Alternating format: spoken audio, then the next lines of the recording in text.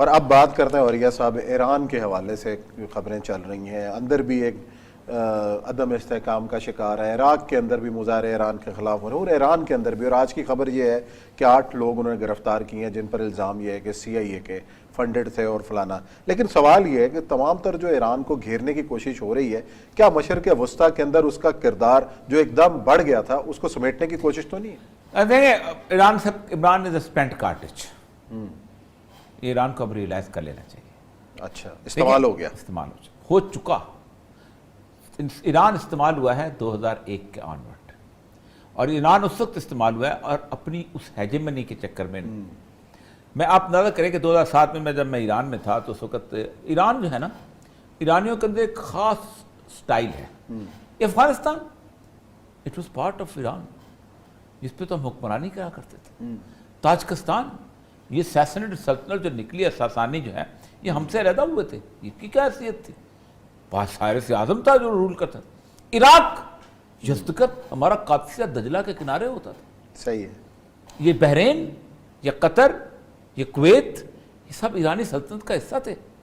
یہ شام اور یہ فلسطین، ہم نے بخت نصر کو شکست دی، ہم نے اس کو کان سے پکڑ کے بابل و نینوا سے نکالا. ہم نے فلسطینیوں کو کہا، یہودیوں کو، بسم اللہ تشریف لائیے، ہم آپ کو وہاں بٹھاتے ہیں. اسی لیے جس وقت ٹرمپ نے یہ اعلان کیا ہے کہ ہم یروشلم میں اپنا اس کو منتقل کریں گے، تو جو سکہ جاری کیا اسرائیل نے، اس پہ 2 تصویریں ہیں. ایک سائرس اعظم کی تصویر جس نے ان کی صدیوں پرانی جلاوطنی ختم کی تھی، اس کو کہتے ہیں ڈائسپورا، دا فرسٹ ڈائسپورا، جس کو بنی اسرائیل کہتے ہیں نا، کہ جس وقت پہلا وعدہ آیا ہے، جب اللہ کہتا ہے کہ ہم نے کتاب میں لکھ دیا تھا کہ تم کیا کرو گے، 2 دفعہ علوًا کبیرہ، بڑی بڑی نافرمانیاں کرو گے. تو پہلی نافرمانی جب کرو گے تو ہم نے اپنے بندے بھیجے، انہوں نے تمہیں نکال کے تمہیں ایسی کیا. تو کہتے ہیں کہ پھر ایرانیوں نے ہمیں بچایا تھا. تو یہ ایک تصور تھا. اب اس تصور کی وجہ سے ان کو استعمال ہوئے.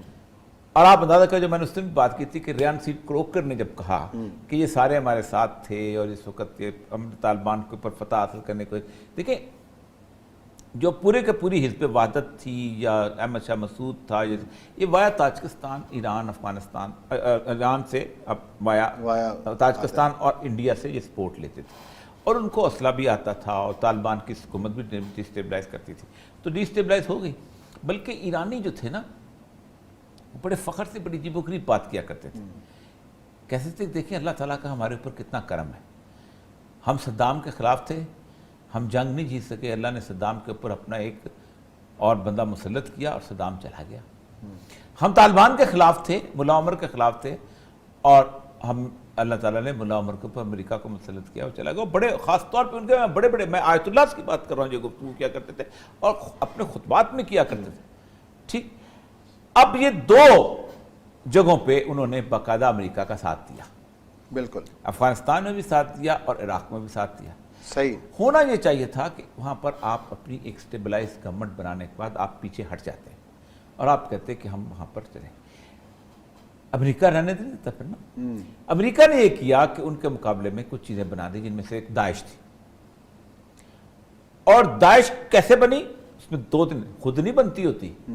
سب سے پہلے یہ کیا کہ اس کی وہ گروپ جو تھا، شیعہ گروپ جو تھا، اس کو وداؤٹ اینی کنسنسس کردوں کے ساتھ ملا کے سنیوں کے خلاف. یا تو ہوتا کہ جیسے قومی حکومت ہے، ظاہر بات ہے کرد ہیں، حنبلی ہیں، یزیدی ہیں، یہ سارے ہمارے جیسے وہ گورنمنٹس بنتی تھی بنا لیتے. نہ، انہوں نے وہاں پر لڑائی کروائی. اور پھر لڑائی کرانے کے ساتھ چونکہ خود امریکی بیٹھے ہوئے تھے تو انہوں نے کہا کہ یہ جو ہے نا القاعدہ ہے، یہ فروجہ میں بیچارے مسکین لوگ تھے، یہ جو ہے نا یہ فران، انہوں نے حملے کروائے. اب وہ ایک نفرت جب پیدا ہو گئی تو اس کے اندر سے اپنا ابو بکر بغدادی کو لا کے بٹھا دیا. اب ایران کے لیے مسئلہ بن گیا کہ کیا کریں. اب تو لڑائی میں اترے ہوئے نا. اب وہ لڑائی جو تھی وہ اکیلی نہ رہ گئی. پہلی دفعہ ایسا ہوا کہ 1920 میں جو نیشن سٹیٹس کی باؤنڈریز بنی تھی وہ اس نے توڑ دی. اس نے آدھا علاقہ لیا شام سے، آدھا علاقہ لیا عراق سے، اور اپنی ایک اسلامک سٹیٹ بنا دی اور کہا میں تمہاری باؤنڈریز کو نہیں مانتا. وہ جو رسپیکٹ آف دا باؤنڈریز جو تھی یونائٹڈ نیشن کی، وہ ختم ہو گیا. اور اس کے ساتھ اس نے کہا کہ یہ تمہاری ایسی کی تیسی، یہ میں سعودی عرب کی بھی باؤنڈری توڑوں گا، یہ میں شام کی بھی توڑوں گا، یہ میں ایران کی بھی توڑوں گا، میں سب کی پاکستان کی بھی توڑوں گا، اور میں اس پہ اسلامی خلافت قائم کو اس میں اب ایران پھنس گیا۔ اس ٹریپ کے اندر جب ایران آیا تو ایران نے پھر ریکروٹمنٹ شروع کی، کس نام پہ؟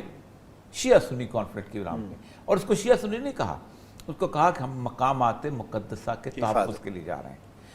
اب مسئلہ سر ایسا ہے کہ مقامات مقدسہ کے تحفظ تو ان کو کرنا چاہیے جو وہاں پر موجود ہیں۔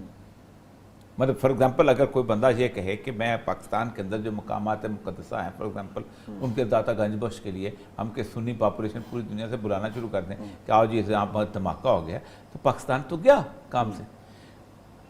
زینبیون یہاں سے پارچنار سے اور افغانستان سے فاطمیون بھرتی کیے وہاں پہنچے، خود ان کے پاس تران بھی وہاں جانا شروع ہوئے۔ ایسی لڑائی کانفلکٹ ہوئی کہ جس لڑائی میں سب سے زیادہ نقصان کس کو پہنچا، وہ تھی حزب اللہ۔ حزب اللہ کی جو ریپوٹیشن یہ تھی کہ یہ شیعہ نہیں ہے، یہ مسلم امہ کے لیے کام کرتے ہیں، اور کیا بھی حماس کے ساتھ انہوں نے بہت کام کیا حماس کا، یہ ان کی اتنی شاندار ریپوٹیشن تھی کہ اس کی حساب ہی نہیں۔ حزب اللہ جو تھی اس کے بارے میں آپ اندازہ کریں کہ اس نے کہا ہم لبنان کو سنبھال لیں گے، شامی فوجیں نکل جاؤ، ہم جو موجود ہیں، اور انہوں نے اسرائیل کے ساتھ ڈیفینڈ۔ اب اس ایرانی جو پالیٹکس تھی، politics of the area hegemony نے اس میں یہ انہوں نے اس کا امیج تباہ برباد، جس نے تباہ برباد ہوا ہے تو لیبنان میں کیسے ہوگا؟ لیبنان میں حزب اللہ کی ایکسپورٹڈ گورنمنٹ کے ساتھ ریڈی اڑا کے پرے ماری لوگوں نے۔ اب امریکہ چاہتا ہے کہ یہ چونکہ اب لڑائی چونکہ نا پخ گئی ہے، اب ایران کی ضرورت نہیں ہے، اب تو آپس میں لڑنے والے کافی ہو گئے، شام کے اندر 6 گروپ بن گئے ہوئے ہیں، عراق کے اندر گروپ بن چکے ہیں، اب پاکستان کی کیا ضرورت ہے؟ اب وہ کہتے ہیں ایران کو تم نکلو اور پھر ہم ایران کو ٹھیک کر لیں گے۔ اب ایران 2 جگہ پہ کام کر رہا ہے، تو میں آخری بات کرتا ہوں۔ ایران ایک تو یہ کر رہا ہے کہ افغانستان کے اندر، اور یہ میرے خیال ایران کی بہت اچھی موو ہے، وہ طالبان کو ساتھ لے کے اور تمام گروپس جو ہے نا مسلم گروپس، ان کو امریکنس بیسڈ گروپ جو ہے نا کرزئی اور اشرف غنی وغیرہ سے دور کر کے ان کو اکٹھا کر رہا ہے، اور کر چکا ہے۔ اچھا، میری اطلاع یہ آج طالبان وہاں پر ایران میں بیٹھے ہیں۔ اور دوسرا، ایران نے پہلی دفعہ ایسا ہوا ہے کہ سعودی عرب کے ساتھ معاہدہ کروا کے حوثیز جو ہیں ان کا معاملہ ختم کیا ہے۔ اور تیسری ایک اور میں آپ کو بتاؤں، آپ کو ایران نے پاکستان کے کچھ مذہبی گروپوں کو بھی پیغام بھیجا ہے کہ دیکھو انڈیا حملہ اگر ہو گیا انڈیا پہ، ایسا نہ ہو کہ پھر آپ کو ہمارے ہاں پناہ لینی پڑ جائے۔ اور یہ میسج پاکستان کے کچھ گروپوں کو گیا ہے، اور اس کے کچھ لوگ ایران کے ان کے یہاں آئے بھی ہوئے ہیں جو ملاقاتیں کرتے پھر ہیں۔ تو ایران اپنی اب یہ سیاست کر رہا ہے کہ اس وقت امہ کی بات، اور یہ بڑی حوصلہ افزا چیز ہے۔ اور یہ سب دوسرا بڑا مسئلہ ہے ہمارے ہاں، یہ تمام تناظر چل رہا ہے، ہم نے ایران کی بات کی تو سی کے سارا دن سے معاملہ 2-3 دن سے گرم ہے، لیکن جو سب سے بڑا جو سٹیک ہولڈر ہیں وہ یہاں کے عوام ہیں۔